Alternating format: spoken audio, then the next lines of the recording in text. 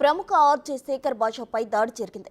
ఓ TV channel ఇంటర్వ్యూకు వెళ్లి వస్తున్న సమయంలో అతనిపై ముగ్గురు దుండగులు దాడి చేసినట్లు తెలుస్తోంది. టాలీవుడ్లో లావణ్య బాధితులు ఒక్కొక్కరుగా బయటకు వస్తున్న నేపథ్యంలో భయంతోనే ఈ దాడి చేయించిందని శేఖర్ ఆరోపిస్తున్నారు. తనపై ఎన్ని దాడులు జరిగినా న్యాయం జరిగే వరకు పోరాటం ఆపుపోమని శేఖర్ భాష చెబుతున్నారు. మగవారిపై దాడులు జరిగినా చట్టాలు వీక్గా ఉన్నాయని శేఖర్ అభిప్రాయం వ్యక్తం చేశారు.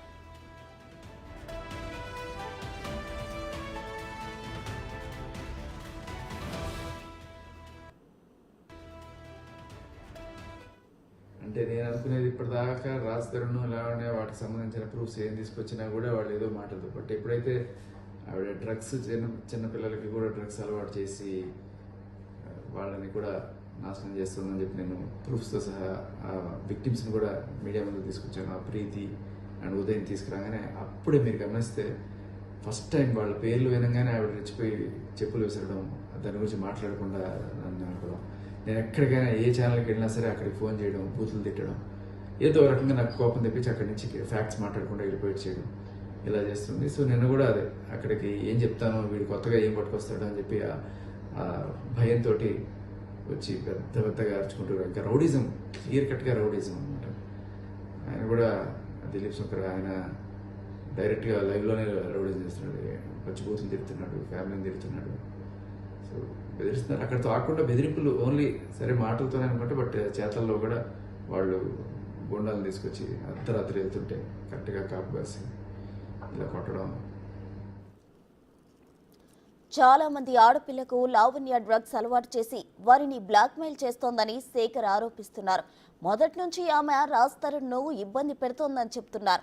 ఎన్ని దాడులు చేసినా భయపడేదే లేదని, తాము చేస్తున్న యుద్ధం డ్రగ్స్ మీద తప్ప వ్యక్తి మీద కాదని అడ్వకేట్ మధుశర్మ చెబుతున్నారు. మరింత సమాచారం మా ప్రతినిధి సుజాత అందిస్తారు.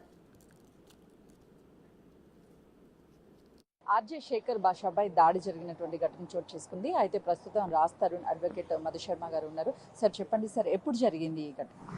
నిన్న రాత్రి ఆర్జే శేఖర్ భాష ఆంధ్రప్రభ అనేటువంటి న్యూస్ ఛానల్లో లైవ్ షో ఒకటి ఏదో షో వాళ్ళ డిబేట్ ఇంటర్వ్యూ ప్లాన్ చేస్తుండగా తను మీకు అందరికీ తెలిసిందే కొన్ని రోజులుగా ఉన్నటువంటి వివాదం, రాజ్ తరుణ్ లావణ్య ఆర్జే శేఖర్ భాష మీద నడుస్తున్నటువంటి వివాదం మీ అందరికీ తెలిసిందే. ఆ సమయంలో తను అక్కడికి అప్రోచ్ అయ్యి అక్కడ ఉన్నటువంటి ఇంటర్వ్యూ హాల్ ఏదైతే ఉందో అక్కడ బాగా డోర్ మీద కొడుతూ కొంత అబ్యూజివ్ లాంగ్వేజ్ కూడా, పూర్తిగా అబ్యూజివ్ లాంగ్వేజ్ కూడా మాట్లాడుతూ తను రావాలి అని చెప్పేసి తనని కొంచెం ఇబ్బంది పెట్టడం జరిగింది. తనని కొంతసేపు ఆ ఛానల్ వాళ్ళు కూడా తను ఆపారు. సరే ఇంకా బాగా లేట్ నైట్ అయిపోతుంది, ఇంటికి వెళ్ళాలన్న బయలుదేరాలన్న క్రమంలో శేఖర్ భాష వస్తుండగా తన మీద చెప్పులు విసిరేసి తన మీద దాడి చేయడానికి దుండగుల్ని ప్రేరేపించారు. సో తీవ్రంగా కొంచెం గాయపడటం జరిగింది. మజిల్స్ అంటే బాగా పెయిన్ తోటి తన హాస్పిటల్స్లో జాయిన్ అవ్వడం జరిగింది. సో డాక్టర్స్ కూడా తనకి ట్రీట్మెంట్ చేస్తున్నారు. పూర్తి స్థాయిలో ట్రీట్మెంట్ కూడా తనకు అందుతోంది. ఆ దుండగులు ఎవరనేది పోలీసు వారు డిటెక్ట్ చేస్తారండి. వాళ్ళు ఖచ్చితంగా పట్టుకుంటారని మేము అనుకుంటున్నాము. ఇప్పుడు ఆవిడ తరపున ఎవరెవరు వచ్చారు, ఆవిడతో పాటు వచ్చి ఎవరు దాడి చేశారనేది కూడా స్పష్టంగా తేలుతుంది. ఇప్పుడు వాళ్ళే మనుషులు తెచ్చి వాళ్ళే దాడి చేయించి తర్వాత ఏమీ తెలియనట్టుగా అమాయకంగా వెళ్ళి తర్వాత కేసులు పెట్టడం ఇవి చేస్తే దానికి ఎలా రిప్లై ఇవ్వాలో అలానే ఇస్తాము. పైపెచ్చు నిన్న మేము కూడా జూబ్లీ హిల్స్ పోలీస్ వారు నిన్న తనని అర్ధరాత్రి ఇక్కడ అరౌండ్ 12-12:30 గ్యాప్లో తను ఇక్కడ జాయిన్ చేయడం జరిగింది ఆల్మోస్ట్. ఎందుకంటే తను తట్టుకోలేకపోతున్నాను, నొప్పులు చాలా ఇబ్బందిగా ఉన్నప్పుడు జాయిన్ చేశాము. సో దీనికి తగ్గ సమాధానం కూడా మేము ఆల్రెడీ జూబ్లీ హిల్స్ పిఎస్ వారితో ఆల్రెడీ కంప్లైంట్ లాడ్జ్ చేయడం జరిగింది. ఇక్కడికి వచ్చి వాళ్ళ స్టేట్మెంట్ తీసుకెళ్ళడం కూడా జరిగింది. తొందరలో తిని కూడా పోలీసు వారి ముందు అప్పిరే తగిన సమాధానం చెప్పడానికి సిద్ధంగా ఉంది.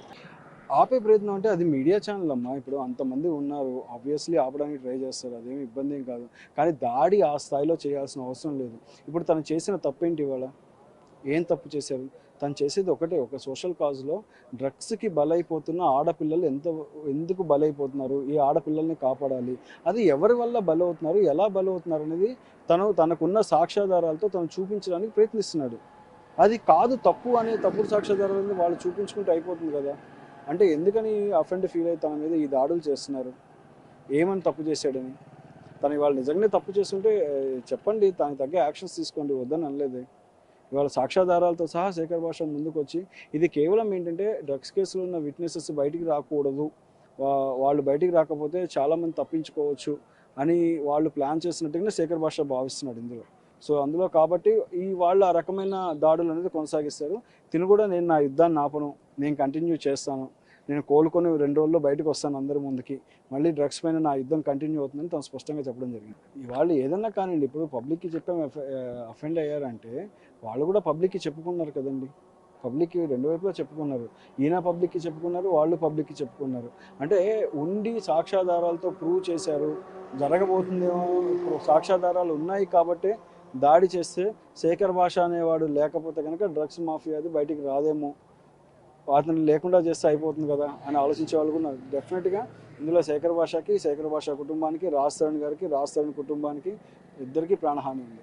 ఈ కేసులో డ్రగ్స్ మాఫియాని బయటికి తీయడంలో వీళ్ళు చేస్తున్న కృషిని తట్టుకోలేక ఆ మాఫియా వెనకాల ఉన్నటువంటి ముఠాలో ఉన్నటువంటి పెద్ద పెడ్లర్లు, పెద్దవాళ్ళు అందరూ భయపడుతున్నారు. డ్రగ్స్ వల్ల సఫర్ అయ్యి జీవితాలు పాడైపోతున్నాయి, మేము రీహాబిలిటేట్ అవుతాము, మేము మారాలి అనుకుంటున్నాము, మేము నిజంగా మా జీవితాల్లో మా కెరియర్లని లీడ్ చేయాలి, మేము మంచిగా పెళ్ళిళ్ళు చేసుకొని కుటుంబాలతో చక్కగా ఉండాలి అనుకునే వాళ్ళని మేము ఖచ్చితంగా వెనకుండి వాళ్ళకి అండ కల్పిస్తాము. మన బిగ్ టీవీ సాక్షిగా చెప్తున్నాను, వాళ్ళకి మనం మంచి సపోర్ట్ ఇద్దాం, మిమ్మల్ని కూడా మేము పార్టిసిపేట్ చేసేలా చేస్తాము ఖచ్చితంగా. పిల్లలకి వాళ్ళు ఎవరైనా ముందుకు వస్తే వాళ్ళకి ఎవరున్నారు ఏంటి అనేది ఖచ్చితంగా చేద్దాం. ఇవాళ తెలంగాణ ప్రభుత్వం అనే కాదండి, ఇవాళ ఎంటైర్ ఇండియాలోనే డ్రగ్స్ అనేది హాట్ టాపిక్. ఇండియాలో కన్జ్యూమింగ్ ఆఫ్ డ్రగ్స్ లెవెల్స్ పెరుగుతున్నాయి. బట్ కానీ మన దగ్గర ఇప్పుడు స్పెషల్ డ్రైవ్ చాలా నడుస్తుంది.